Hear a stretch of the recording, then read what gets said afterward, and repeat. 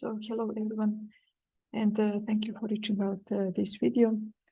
My name is Maja Trumić. I'm a researcher at the University of Belgrade School of Electrical Engineering, and I'm going now to present you the work that is done in collaboration with co-authors Nikola, Knežević, and Kosta Jovanović from the School of Electrical Engineering at the University of Belgrade, and Adriano Fagiolini from the University of Palermo in Italy. And this work is about estimation of the external torque in flexible joint robots. So let us start with the main question. Why do we actually need an external torque estimator anyway?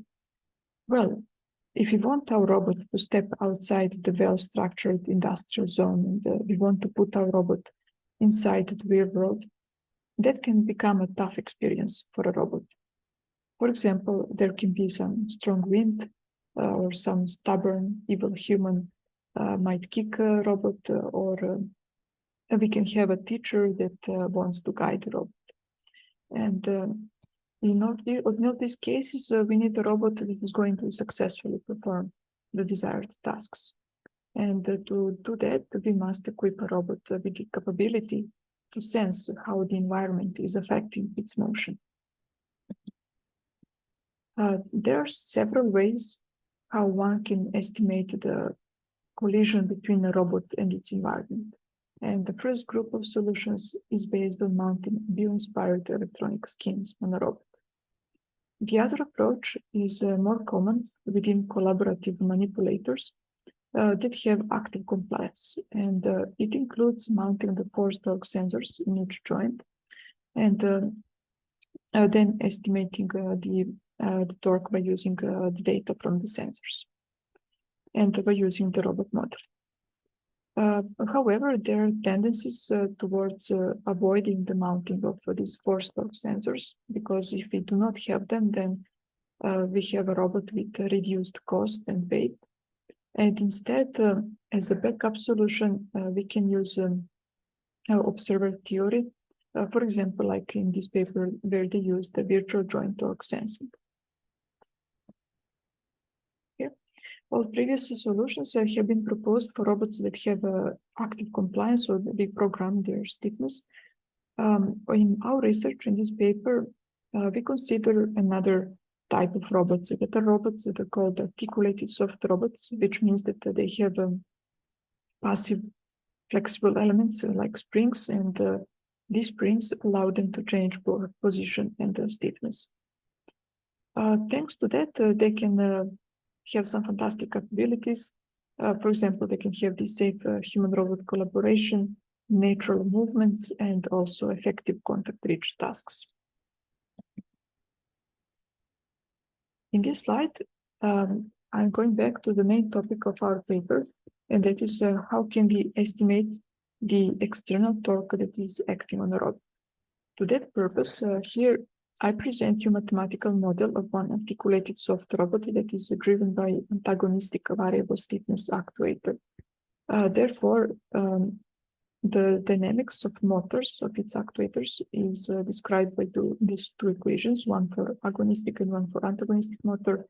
And then we have this equation that describes the link dynamics of a robot.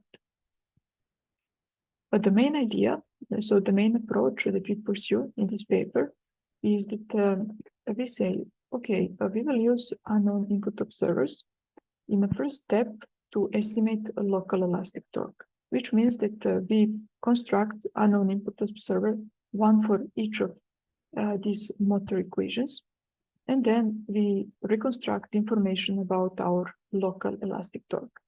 Once we have this information, we go to the link dynamics. We input this into total elastic torque, and then we use the external unknown input observer and apply it to the whole link dynamics in order to extract external torque. So in the following slides, I will give you more details. The main theory behind this work and the main tool that we use is the delayed unknown input observer.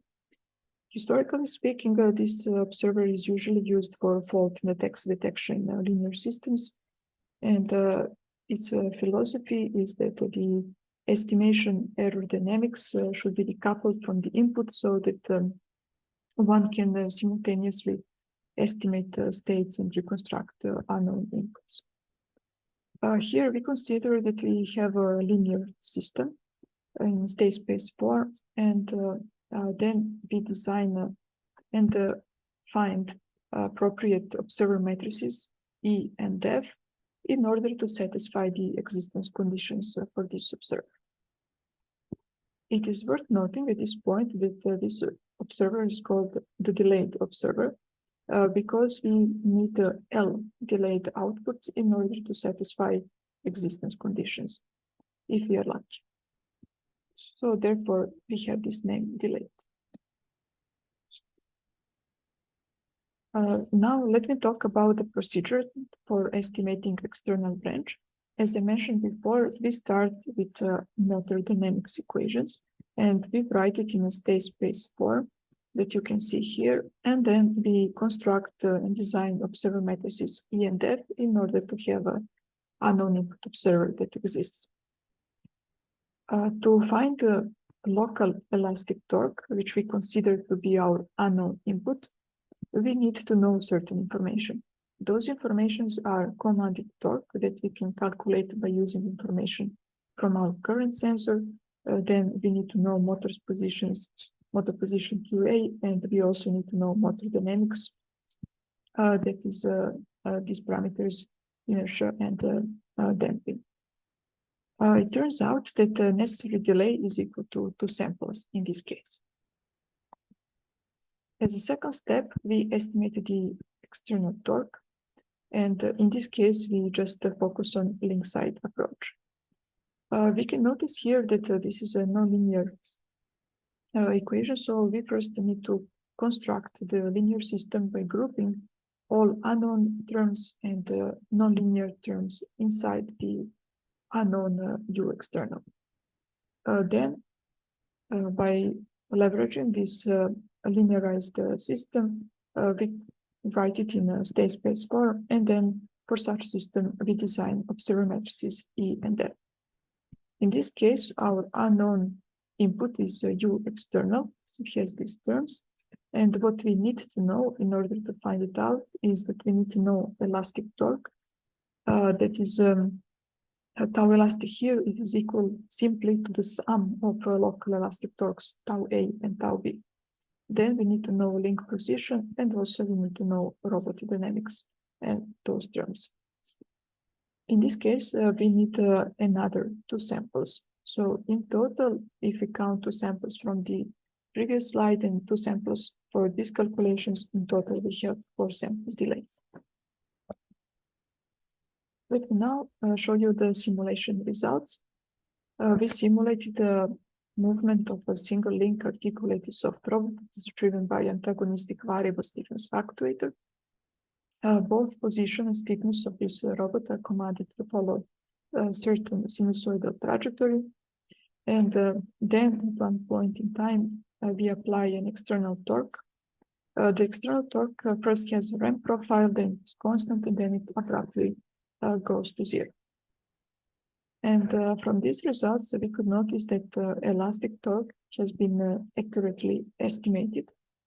And similarly, we can say and conclude also for the external torque. Both RAM and constant external torque were accurately estimated. And here you can just see one peak that occurs because there was an abrupt change of external torque.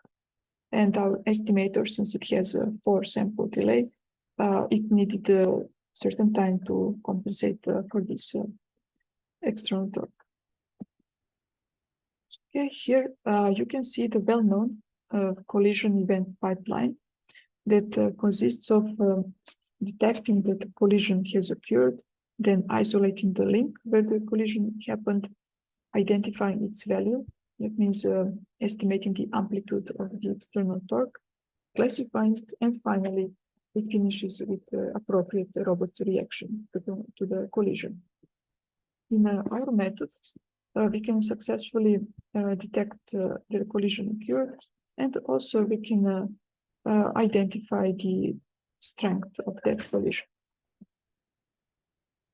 Okay, so here I just show you our previous works that were helpful to derive results for this paper, and start with our paper published in Robotics and Automation Letters and then presented at RAAD23 that estimates stiffness in flexible robot joints by leveraging the motor dynamics. And then we also published a paper on estimating stiffness in articulated soft robot joints, but in this case we focused on link dynamics. As for the future work, we will definitely focus on extending this method to multiple link robot. And since motor dynamics is already decoupled, the only part that requires extension will be the one that considers external torque estimation. Then we have already started the work on the experimental validation of a single link approach, and so far we are happy with the obtained results. And what we noticed is that it is also beneficial to become robust to measurement noise, so our future work is going towards that direction. So that's all from my side. Thank you for your attention. And if you have any questions, please feel free to write me.